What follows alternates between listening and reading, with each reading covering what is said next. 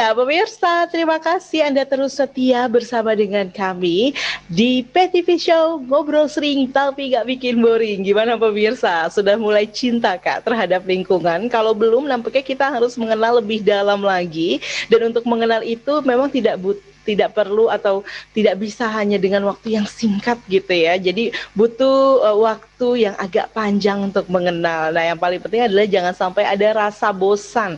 Ini yang paling penting. Nah, Mas Bambang, bagaimana kemudian Mas Bambang bisa memanage diri gitu ya agar tidak bosan gitu dalam mengkampanyekan virus cinta lingkungan itu sendiri? Karena kita tahu tadi yang seperti sampaikan di segmen sebelumnya, ini bukan hanya terkait lingkungannya gitu ya atau dampak terhadap lingkungan itu sendiri, tapi dampak terhadap kesehatan dari masyarakat dan yang paling utama juga tadi sepertinya ini cukup berat gitu ya, dampak ekonomi juga. Jadi banyak sekali hal-hal yang bisa ditimpulkan dari kelalaian terhadap cinta lingkungan. Tapi untuk mengkampanyekan hal-hal positif tersebut, kadang-kadang kita juga ngerasa suka lelah sendiri dan lain sebagainya. Apa yang bisa terus memotivasi Mas Bambang untuk terus semangat menyebarkan begitu virus cinta lingkungan ini? Emang sih Mbak, benar Mbak.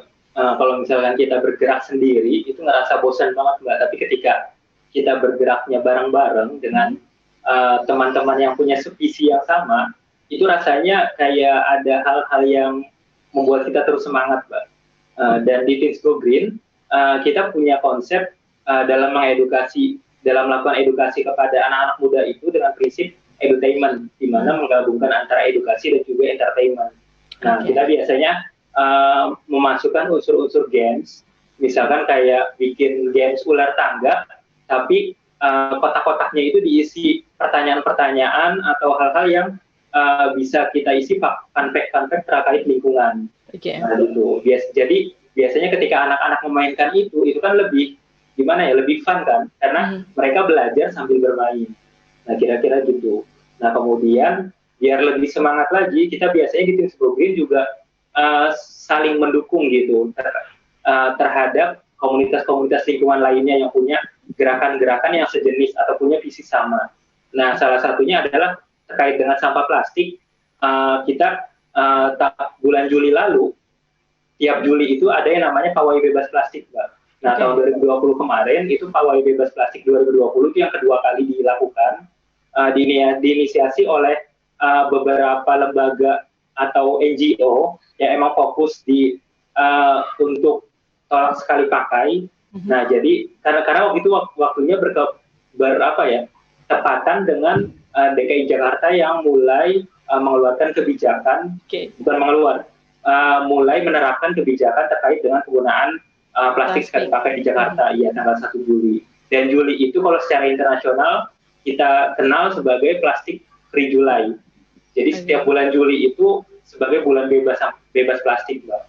Nah, itu yang ketika kita berkolaborasi dengan komunitas-komunitas yang punya visi yang sama, nah kita tuh ngerasa semangat kalau misalnya kita tuh gak sendirian gitu.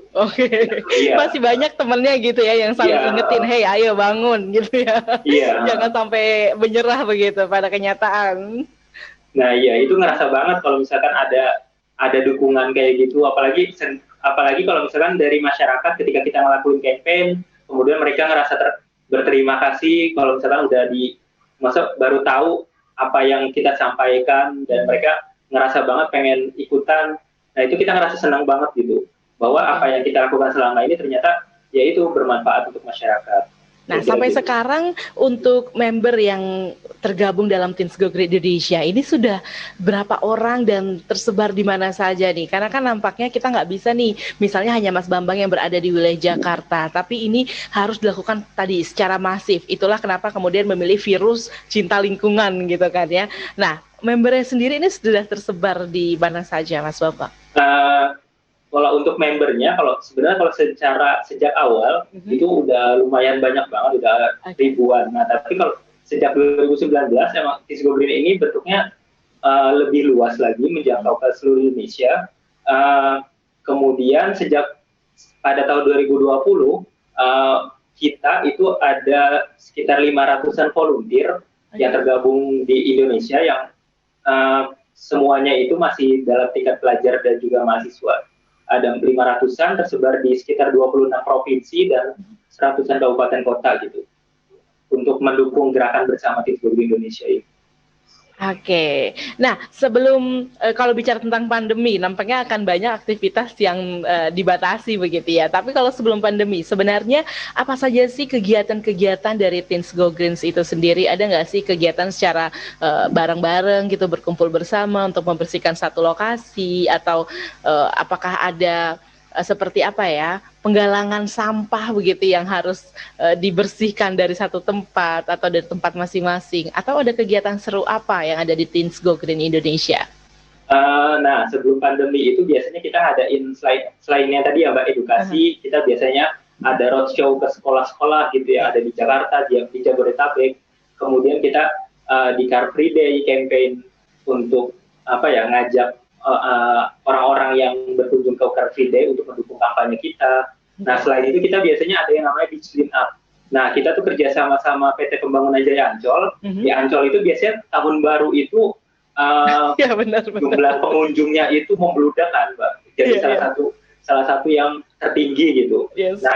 Nah di situ ternyata ketika malam pergantian tahun paginya isinya ternyata perlu sampah gitu. Oke. Meninggalkan jejak ya. Iya. Oke.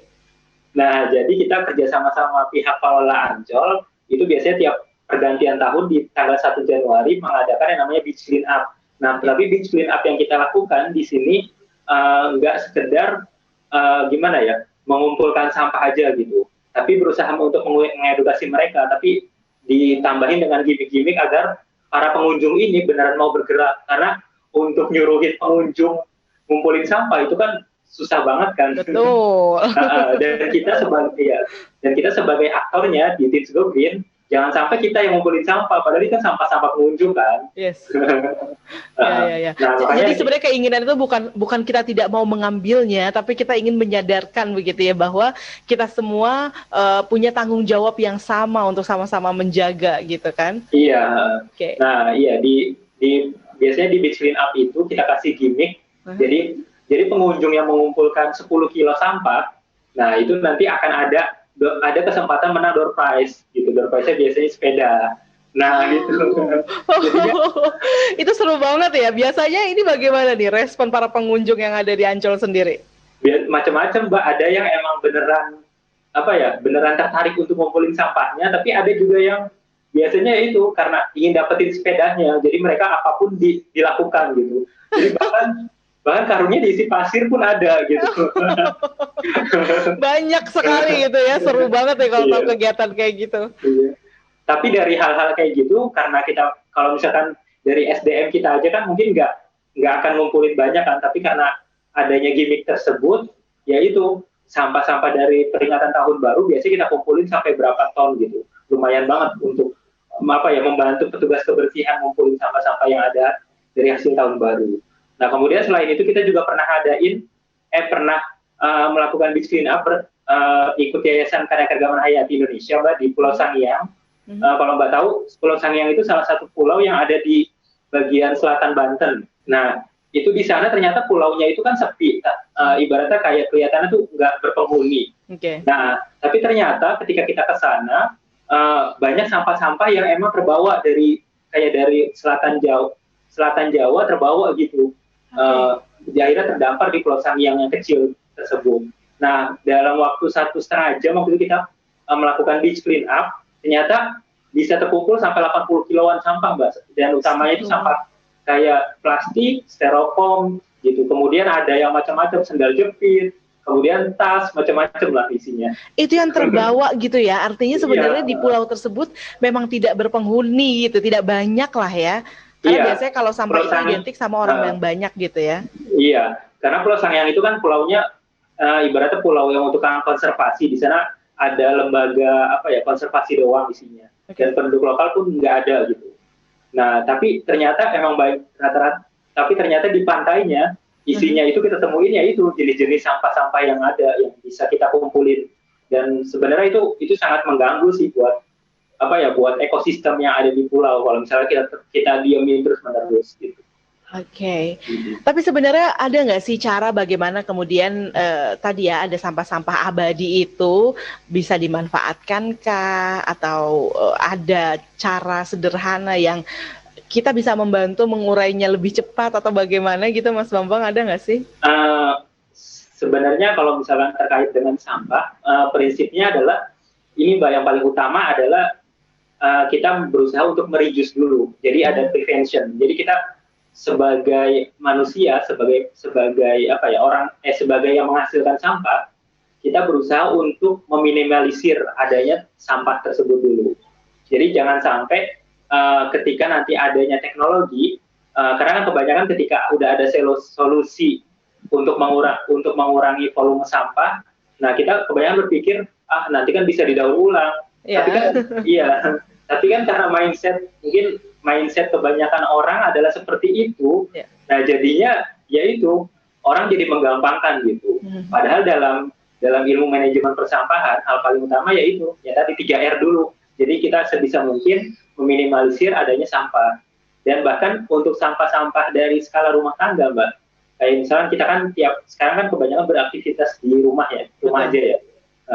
Nah, sebisa mungkin ya itu kita melakukan 3R, dimulai dari reduce, jadi kita berusaha mengurangi adanya timbulan sampah dulu, kemudian reuse, berusaha untuk menggunakan kembali barang-barang yang emang bisa digunakan kembali gitu. Jangan sampai barang-barang yang sebenarnya bisa kita gunakan ulang, tapi kita jadiin sampah. Dan terakhir baru recycle. Nah, recycle ini terakhir kan urutannya dari reduce, reuse, dan recycle. Jadi daur ulang ini harusnya dijadiin solusi terakhir setelah kita berupaya untuk melakukan reduce dan reuse. Gitu. Oke. Nah, Mas Bambang, terakhir ini sebelum kita menutup perbincangan ini gitu ya, karena kalau dilanjutkan ini memang sangat seru sekali dan nampaknya untuk menjadi seorang yang bisa peduli, tentunya harus dengan ilmu pula begitu ya.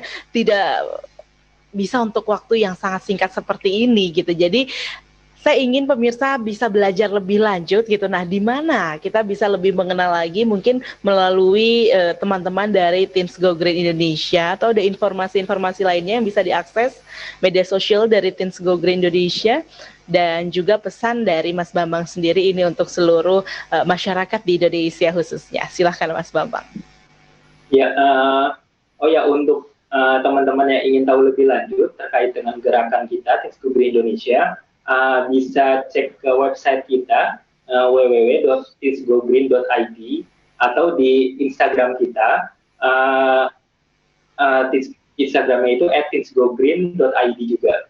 Jadi mirip website dan Instagramnya. Nah, di Instagram biasanya kita tiap bulan itu menyajikan konten tematik bulanan. Jadi misalkan satu bulan itu terkait dengan sampah plastik, kantong plastik sekali pakai. Nah, nanti kita selama sebulan kita bahas kontennya itu tiap hari terkait dengan kantong plastik sekali pakai. Nah, teman-teman bisa cek langsung di @teensgogreen.id. Kemudian ya untuk pesannya, jadi benar banget Pak, untuk menyadarkan atau kita lebih peduli terhadap lingkungan itu nggak bisa sekali dua kali. Jadi ketika kita di Teens Go Green pun ketika kita roadshow ke sekolah-sekolah itu pun nggak bisa langsung semuanya paham dan semuanya aware gitu terhadap isu yang kita kampanyein atau kita edukasiin ke sekolah. Nah, itu pun emang harus berulang-ulang hingga mereka tuh akhirnya sadar kalau misalkan isu ini tuh penting gitu untuk mereka. Nah, emang makanya kalau misalkan untuk teman-teman yang emang misalkan sekarang udah mulai ngerasa nih kalau lingkungan perlu dijaga dan gimana caranya dan gimana memulainya, ya teman-teman yang paling pertama adalah belajar dulu, learn. Kalau kita konsepnya ada 3, learn, act, and share.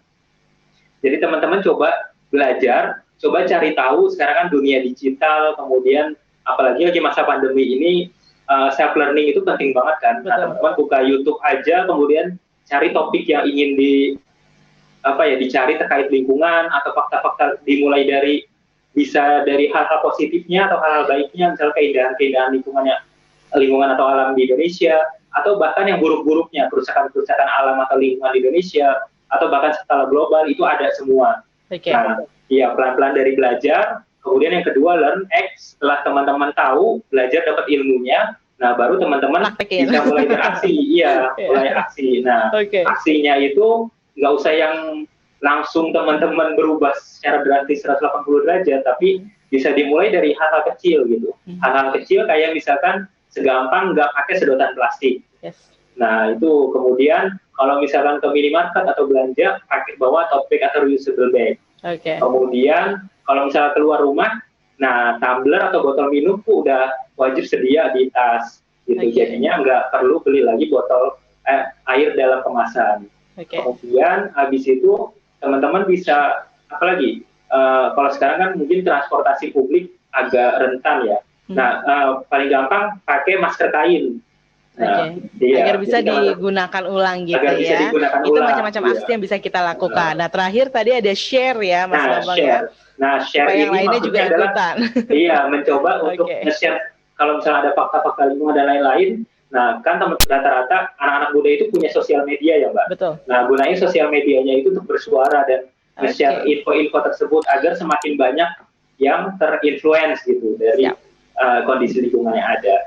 Oke, semoga ini juga bisa menjadi nasihat untuk diri saya sendiri khususnya begitu ya, dan umumnya bagi kita semua pemirsa yang menyaksikan program ini. Dan terima kasih juga untuk Mas Bambang yang sudah bergabung bersama dengan kami di sini. Semoga bermanfaat, sukses terus, dan yang pasti sehat selalu. Sampai jumpa pemirsa di episode berikutnya.